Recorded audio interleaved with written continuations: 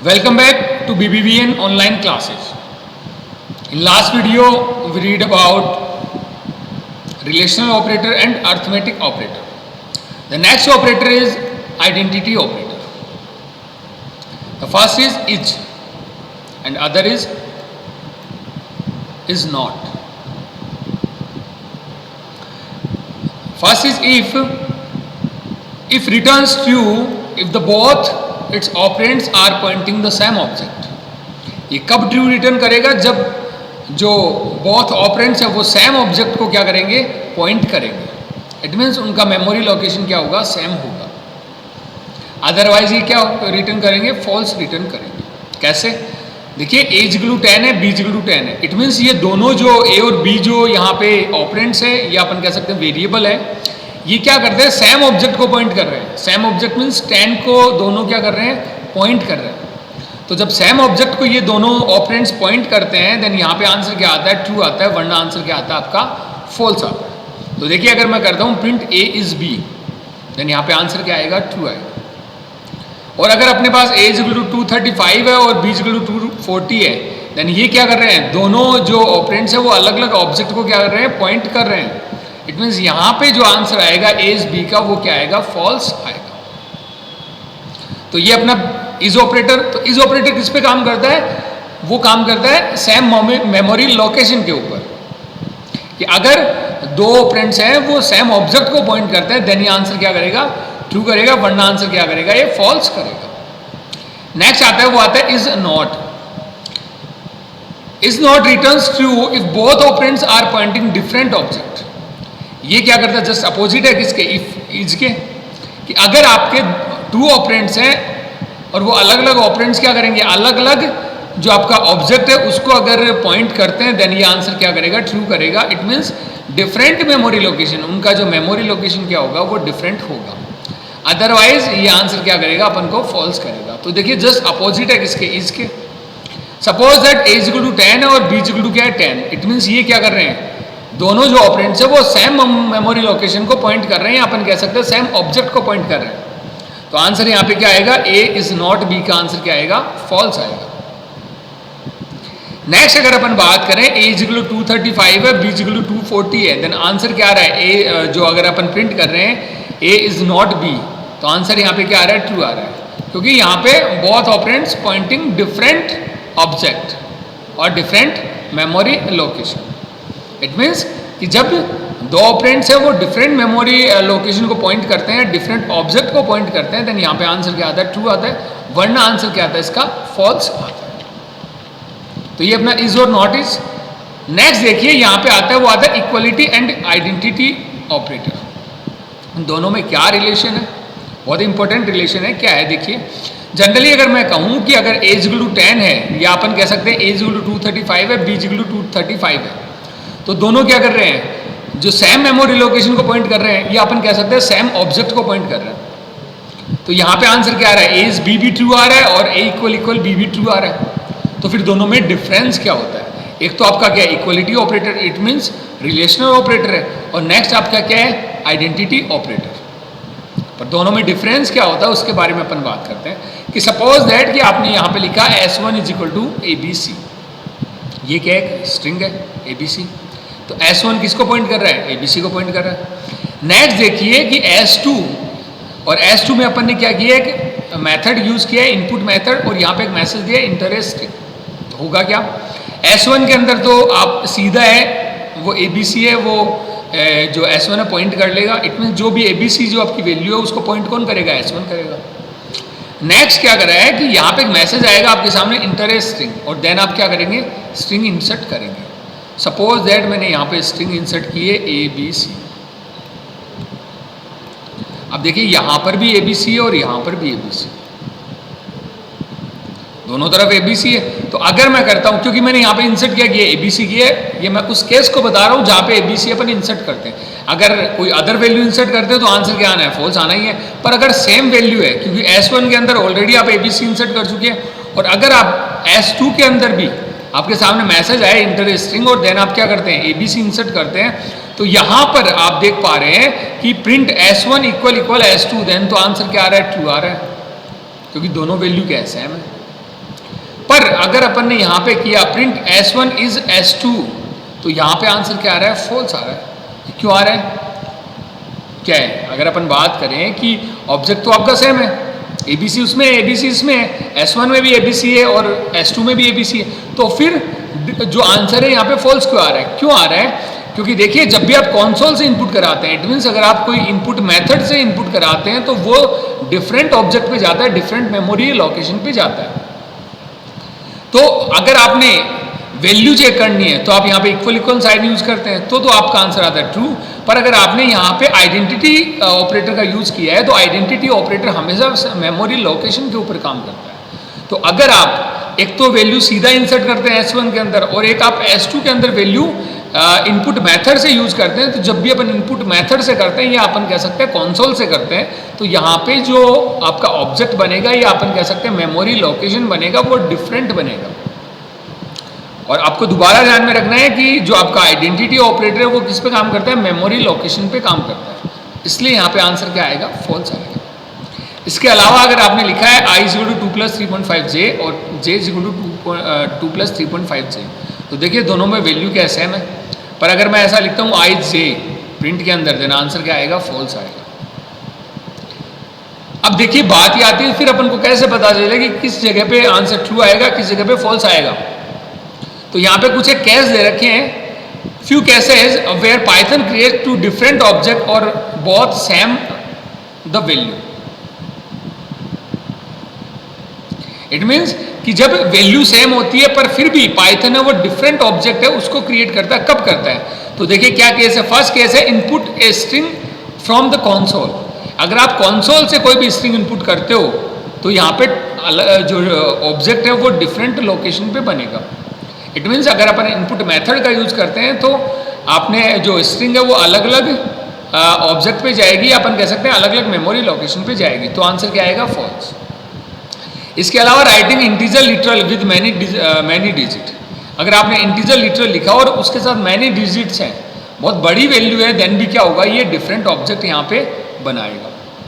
और नेक्स्ट आपका दे रखा है writing floating point and complex literal. अगर आप फ्लोटिंग पॉइंट वैल्यू लिखते हैं और कॉम्प्लेक्स लिटरल लिखते हैं तो भी आपका ये क्या करेगा? डिफरेंट ऑब्जेक्ट है यहाँ पे बनाएगा। तो ये 3 केसेज है जिसके अंदर आपका आइडेंटिटी ऑपरेटर है वो फॉल्स आंसर देता है। ठीक है, तो ये अपना इज और नॉट इज और relation between is and equal equal operator. Okay, next operator is bitwise operator. Bitwise operator work on bit. Bit means binary digit. Binary digit means 0 और 1। इट मीन्स ये क्या काम करेगा? 0 1 पे काम करेगा। अब देखिए कैसे काम करेगा। मैंने आपको पहले बताया कि कोई भी डेसिमल वैल्यूज को बाइनरी में कैसे कन्वर्ट करते हैं। तो देखिए मैं आपको बता देता हूँ दोबारा। सपोज दैट सबसे पहले इसके अंदर जो बिटवाइज ऑपरेटर है इसके अंदर अपने पास आता है वो आता है एंड ऑपरेटर। अब एंड ऑपरेटर क्या कहता है? इसका साइन तो आता है जो एम्परसेंड साइन आता है। सबसे पहले अपन को जो इस ऑपरेटर को काम में लेने से पहले अपन को पता होना चाहिए इसकी ट्रूथ टेबल क्या है जो यहाँ पे दे रखी है। जो ट्रूथ टेबल है जो यहाँ पे दे रखी है वो क्या कहती है कि अगर आप ए और बी, आपके पास कोई वैल्यू है, ए और बी हो सकती है, एक्स वाई हो सकती है, कुछ भी हो सकती है, और इनके बीच में अपन एंड ऑपरेशन करते हैं। तो देखिए अगर आपकी वैल्यू, देखिए सबसे पहले तो मैं आपको बता देता हूँ जो बिटवाइज ऑपरेटर वो 0 1 पे काम करता है। इट मीन्स आप अपनी जो भी डेसिमल वैल्यू होगी उसको किस में कन्वर्ट करेंगे? 0 और 1 में कन्वर्ट करेंगे। अब देखिए अगर आपकी एक जो वैल्यू है ए की, इसमें अगर कहीं 0 आ रहा है, ठीक है, और नेक्स्ट आपकी बी की वैल्यू उसमें भी क्या आ रहा है? 0 आ रहा है, तो आंसर क्या आएगा? यहाँ पे 0 आएगा। ठीक है, इसके अलावा अगर अपन बात करें कि अगर आपकी ए की वैल्यू 0 है और नेक्स्ट आपकी बी की वैल्यू है वो क्या है? 1 है, देन यहाँ पे आंसर क्या आएगा? 0 आएगा। इट मीन्स कि अगर दोनों तरफ 0 है तो भी आंसर क्या आ रहा है? 0 आ रहा है, और अगर एक तरफ 0 है तो भी आंसर क्या आ रहा है? 0 आ रहा है।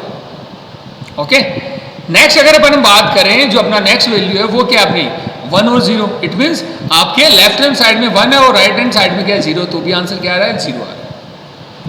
नेक्स्ट अगर अपन बात करें 1 और 1, तो देखिए 1 और 1 है, इट मीन्स दोनों तरफ क्या है? 1 है, तो आंसर क्या आ रहा है? आपका 1 आ रहा है। तो ये जो ट्रूथ टेबल है वो क्या कह रही है कि अगर बोथ साइड के अंदर आपकी वैल्यू क्या है? 1 है, देन ही आंसर क्या आ रहा है? 1 आ रहा है, वरना आंसर क्या आ रहा है? 0 आ रहा है। तो ये अपना क्या कह रहा है, एंड ऑपरेटर कह रहा है। तो देखिए अपन एक एग्जांपल लेते हैं, अपने पास डेसिमल वैल्यू है 13 और 12। सबसे पहले मैंने क्या करना है, इनका जो बाइनरी में चेंज करना है, तो मैंने यहाँ पे लिखा 13 और यहाँ पे लिखा 12। उसके बाद मैंने क्या करा, देखिए 13 और 12 की जो बाइनरी वो कैसे लिखी अपन ने, मैंने लिखा 1 2 4 और 8, जस्ट आपका रिवर्स ऑर्डर के अंदर। तो अगर मैं रिवर्स ऑर्डर में लिखता हूं तो मेरे को इनका टोटल क्या बनाना है, 13 और 12 बनाना है, ठीक है। तो देखिए यहाँ पे 8 4 और 1 आप देख पा रहे हैं, 8 4 और 1, उसके नीचे मैंने क्या लिखा है, 1 लिखा है। इट मीन्स ये इनका जो टोटल क्या हो जाएगा, वो 13 हो जाएगा। और अगर मैंने क्या किया, 8 4 और इन दोनों के नीचे मैंने 1 लिखा है, तो इनका टोटल क्या हो जाएगा, 12 हो जाएगा। तो ये किसकी बाइनरी आ गई, 13 और 12 की आ गई। अब अगर अपन देखते हैं तो देखिए आप 1 और 0 आंसर क्या आएगा भैया, 0 आएगा, क्योंकि यहाँ पे क्या चाहिए, बहुत ऑपरेंड्स अपने पास क्या चाहिए, 1 चाहिए। यहाँ पे भी आंसर क्या आ रहा है, 0 आ रहा है। यहाँ पे आंसर क्या आ रहा है, 1 आ रहा है। और यहाँ पे भी आंसर क्या आ रहा है, 1 आ रहा है, क्योंकि देखिए दोनों तरफ क्या है, 1 है। तो आंसर अपना क्या आ रहा है, यहाँ पे 1 आ रहा है। तो अब अगर इसको अगर अपन अगेन कन्वर्ट करते हैं डेसिमल के अंदर, तो देखिए इसके ऊपर क्या है 8, इसके ऊपर क्या है 4, तो जिसके ऊपर 1 है उनको ऐड कर लें, तो आंसर आ गया अपना 12।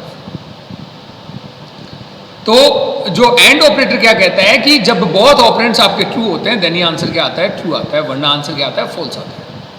नेक्स्ट आपका आता है, वो आता है और ऑपरेटर। और ऑपरेटर क्या कहता है कि अगर इसकी ट्रूथ टेबल की बात करें, जो यहाँ पे दे रखी है कि ए और बी जो वैल्यूज के बीच में अपन एंड ऑपरेशन कराते हैं, तो 0 और 0 आंसर क्या आ रहा है, 0 आ रहा है। इट मीन्स कि बहुत ऑपरेंड्स हैं वो अगर आपके 0 होते हैं, देन आंसर आपका क्या आता है, 0 आता है।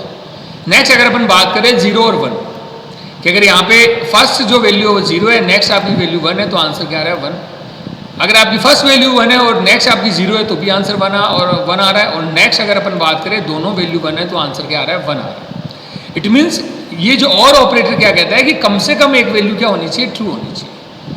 देखिए अगर दोनों आपके जो वैल्यू है फॉल्स है, तो आंसर फॉल्स आना ही है। इसके अलावा अगर आपके इन दोनों में एक वैल्यू ट्रू है, तो भी आंसर ट्रू आ रहा है। इन दोनों में एक वैल्यू ट्रू है, तो आंसर क्या आ रहा है, ट्रू आ रहा है। और दोनों वैल्यू ट्रू है, तो भी आंसर क्या आ रहा है, ट्रू आ रहा है। तो देखिए दोनों में क्या डिफरेंस है। एंड क्या कहता है कि बहुत ऑपरेंड्स क्या होने चाहिए, आपके ट्रू होने चाहिए, या बहुत वैल्यू आपकी ट्रू होनी चाहिए, तो ही आंसर क्या आएगा, ट्रू आएगा। और जो आपका और ऑपरेटर क्या कहता है, कम से कम एक ट्रू होनी चाहिए, तो आंसर क्या आ जाएगा, ट्रू आ जाएगा। तो देखिए एक और एग्जाम्पल, अपन ने 13 और 12 के अंदर क्या किया है, और ऑपरेशन किया है। तो यहाँ पर अगर अपन बात करें तो देखिए ये जो अपन को दे रखा है, वो दे रखा है 13 की बाइनरी और ये 12 की बाइनरी। दोबारा आपको समझ में नहीं आया तो मैं दोबारा बता देता हूँ आपको। जस्ट रिवर्स ऑर्डर में लिखना है 1 2 4 8 जस्ट डबल। फिर क्या करना है, अब देखिए कि इनका जो टोटल है वो 13 कैसे आए, 8 4 और 1, ये 13 आए।